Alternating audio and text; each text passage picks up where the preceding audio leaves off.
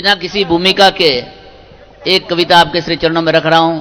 अगर पसंद आए तो दूसरी सुनाऊंगा, आपका धैर्य होगा तो तीसरी सुनाऊंगा।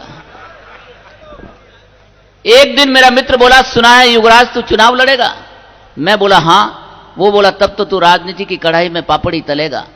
तुझे मालूम है लोकसभा क्या होती है, राज्यसभा के सदस्यों का चयन कैसे होता है, कैसे पार्टी का मुखिया बहुमत का भार होता है, कैसे सरकार चलाई जाती है, कैसे हाँ में हाँ मिलाई जाती है, कैसे रिश्वत खाई जाती है, कैसे फाइलें निपटाई जाती है, कैसे करोड़ों की राशि बिना डकार लिए पचाई जाती है, कैसे कागजों पर पुल बनाए जाते हैं, कैसे सड़कों के नाम पर गुल खिलाए जाते हैं, कैसे पेट्रोल पंप पैसों से बेचे जाते हैं, कैसे ताबूत के कान खींचे जाते हैं, कैसे ग्वालाबंद चारा खाया जाता है, कैसे रक्षा सौदों में तहलका मचाया जाता है। मेरे दोस्त तुझे नहीं मालूम यूरिया कैसे पचाया जाता है। वाह वाह।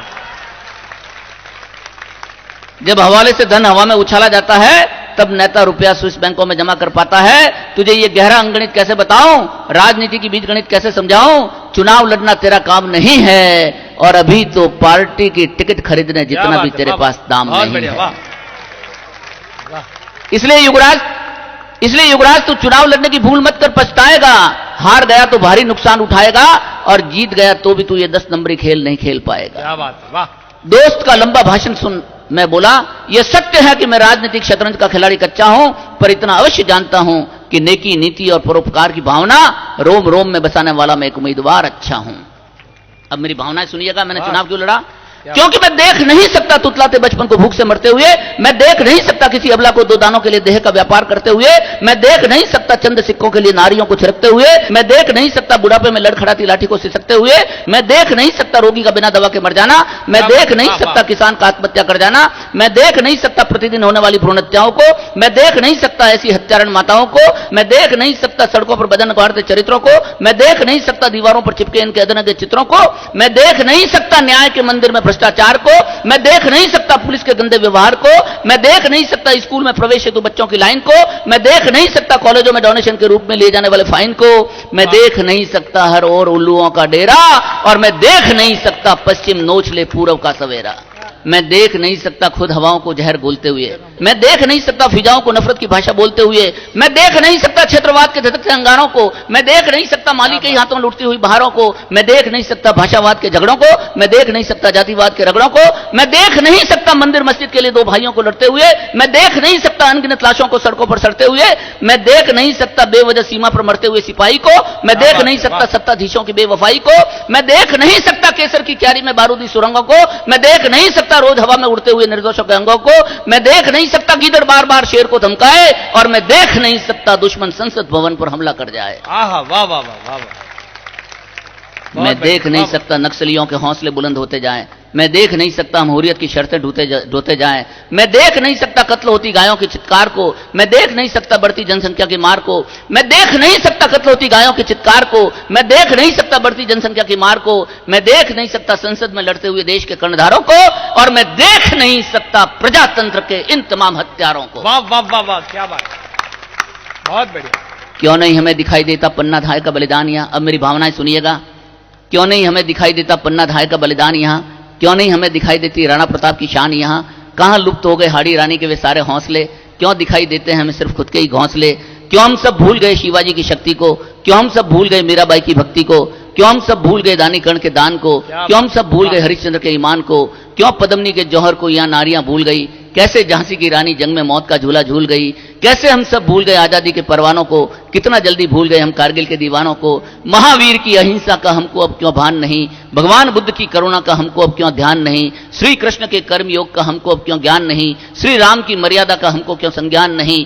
भौतिकता की चीता पर हमने इन संस्कारों को जला दिया, भौतिकता की चीता पर हमने इन संस्कारों को जला दिया, स्वार्थ की खातिर हमने नैतिकता को भुला दिया। ऐसे ऐसे अनेकों दर्द धड़क रहे हैं मेरे सीने में, मैं मरहम नहीं बन पाया तो क्या फायदा है जीने में। वैसे मेरी इच्छा न थी कभी चुनाव को लड़ने की, नहीं जरूरत थी मुझको कभी इस पचड़े में पड़ने की, लेकिन बिन सत्ता के मैं कुछ भी न कर पाऊंगा। ऋषि मुनियों के इस देश की कैसे लाज बचाऊंगा। जीत गया तो फिर से सोने की चिड़िया इसे बनाऊंगा, और हार गया तो निश्चित ही मैं भगत सिंह बन जाऊंगा। हार गया तो निश्चित ही मैं भगत सिंह बन जाऊंगा। देखिए हरिओम भगवान पढ़े उनसे पहले हम मेरे बहुत पुराने 30 साल 35 साल पुराना मित्र एक होता है जो संचालक होता है, एक होता है जो केवल कवि होता है, और एक होता है जो केवल इंसान होता है। लेकिन जिसने संचालक की, कवि की और इंसान होने की तीनों खूबियां जिसमें विद्यमान है, आपका हमारा देश का बहुत लाडला, बहुत प्यारा कवि भाई युगराज जैन, आप जोरदार तालियों से समर्थन करके बुलाइए। मैं बहुत कि एक दिन कलम ने कलमकार से कहा कि तूने स्याही में डुबोकर मेरा मुंह तो काला कर दिया, पर इसे ऐसा कुछ भी मत लिखना कि तेरा मुंह काला हो जाए। इस धर्म को कवि निभाता है और इसी धर्म को निभाया है। मैं एक छोटी सी रचना, अभी बजट आया, बजट पर एक व्यंग रचना देना चाहता हूं। वित्त मंत्री जी ने संसद में बजट सुनाया। इस बार उन्होंने फिर सेवा कर का दायरा बढ़ाया। फिर भी हमें तो ये बजट बहुत बहुत भाया, क्योंकि उन्होंने हम कवियों पर सेवा कर नहीं लगाया। शायद इसलिए कि हम तो हंसने हंसाने की सेवा करते हैं, मायूस जिंदगी में खुशियों के रंग भरते हैं। वित्त मंत्री जी, यदि आप तालियों पर टैक्स नहीं लगाएंगे तो हम आपको कवि कल्पना से सेवा करके कुछ नए नए नुस्खे बताएंगे। तो अब आप गौर फरमाइए, फिलहाल सेवा करके कुछ नमूने नोट करते जाइए। मुर्दों को जलाने पर भी टैक्स लगाइए। जब तक मुर्दा टैक्स न दे उसे कोई जला न सके ऐसा कानून बनाइए। मैं ठीक कहता हूं, मुर्दा तो क्या, मुर्दा का बाप भी आएगा, स्वर्ग से आकर भी औलाद की खातिर आपको सेवा कर दे जाएगा। भिखारी भीख लेकर दूसरों को पुण्य कमाने का अवसर प्रदान करता है, पर अब तक आपको सेवा कर कहां भरता है। पुजारी प्रभु की सेवा करता है, बदले में बहुत कुछ लेता है, पर आपको सेवा कर कहां देता है। वित्त मंत्री जी, काम वाली बाई को भी मत छोड़िए। वित्त मंत्री जी, काम वाली बाई को भी मत छोड़िए। कपड़े धोने वाले धोबी तथा मालिश करने वाले को भी सेवा कर से जोड़िए। सांसद और विधायक भी तो करते हैं सेवा, संसद में प्रश्न पूछने के लिए खाते हैं मेवा। ऐसी सर्वोत्तम सेवा करने वालों पर भी टैक्स लगाओ, इनको भी सेवा करके दायरे में लाओ। रिश्वत लेकर सेवा करने वाले बाबुओं पर सेवा करना लगाना सरासर अन्याय है। रिश्वत तो इनडायरेक्ट नहीं, डायरेक्ट आय है। बेटा बड़ा होने तक मां से कितनी सेवा लेता है, पर पट्टा अब तक कहां सेवा कर देता है। अगली सेवा सुनोगे तो खिल उठेगी आपके दिल में नहीं उमंग, सुनकर सचमुच आप रह जाएंगे दंग। सुलभ शौचालय वाला दीर्घ शंका हेतु 2-2 रुपए लेता है। सुलभ शौचालय वाला दीर्घ शंका हेतु 2-2 रुपए लेता है, वहां बैठा बैठा आदमी अपनी सेवा देता है। ऐसी अमूल्य सेवा पर भी सेवा कर लगाइए और टैक्स लेकर फटाफट झोली भरते जाइए। मैं ठीक कहता हूं, सेवा कर कमाल दिखाता है, छोटे बड़े सबका स्टैंडर्ड बढ़ाता है। कल मैं जब पान की दुकान पर गया तो पनवाड़ी बोला, भाई साहब मैंने बिल बुक छपवा दी है, पान का कैश तो गया चेक।